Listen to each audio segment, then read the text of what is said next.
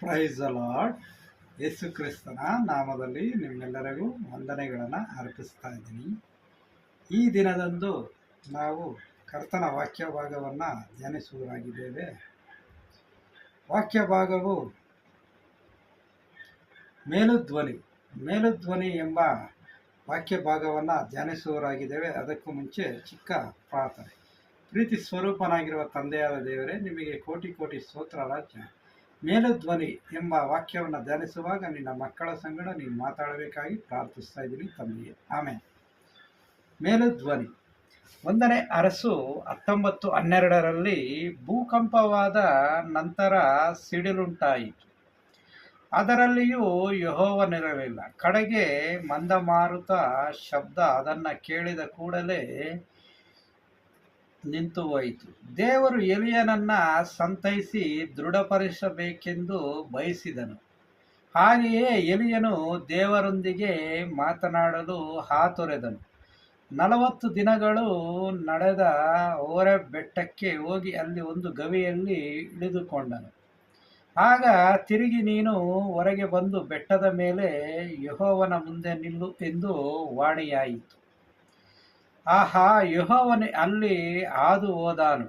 ಆತನ ಮುಂದೆ ಪರ್ವತಗಳು ಪುಡಿ ಮಾಡುವಂತಹ ಬಿರುಗಾಳಿಯು ಬೀಸಿತು. ಯೆಹೋವನು ಅದರಲ್ಲಿ ಇರಲಿಲ್ಲ. ಕಡೆಗೆ ಮಂದಮಾರುತದ ಶಬ್ದ ಅದನ್ನು ಕೇಳಿದ ಕೂಡಲೇ ಎಲಿಯನ ತನ್ನ ಮೊರೆಯನ್ನು ಮುಚ್ಚಿಕೊಂಡು ಹೋಗಿ ಗವಿಯ ದ್ವಾರದಲ್ಲಿ ನಿಂತನು. 1ನೇ ಅರಸ 19:11-13 ವಾಕ್ಯ ಹೇಳುವುದಾಗಿದೆ. ಸಾವಿರಾರು ಪ್ರಶ್ನೆಗಳಿಂದ ಸಮಸ್ಯೆಗಳಿಂದ ಸೋತು ಹೋಗಿದ್ದ ಎಲಿಯನಿಗೆ ಕರ್ತನ ಮಾತುಗಳು ಆದರಣೆಯನ್ನ ತಂದಿತು. ಈಜಬೇಲ್ ರಾಣಿಯಿಂದುಂಟಾದ ಭಯವು ನೀಗಿ ಧೈರ್ಯ ಉಂಟಾಯಿತು. ಸಮಸ್ಯೆಗಳು, ಹೋರಾಟಗಳು ನಿಮ್ಮನ್ನ ಮುತ್ತಿಕೊಳ್ಳುವಾಗ ಕರ್ತನ ಮೇಲುಧ್ವನಿಯನ್ನ ಕೇಳಲು ಏಕಾಂತವಾದ ಸ್ಥಳಕ್ಕೆ ಹೋಗಿರಿ.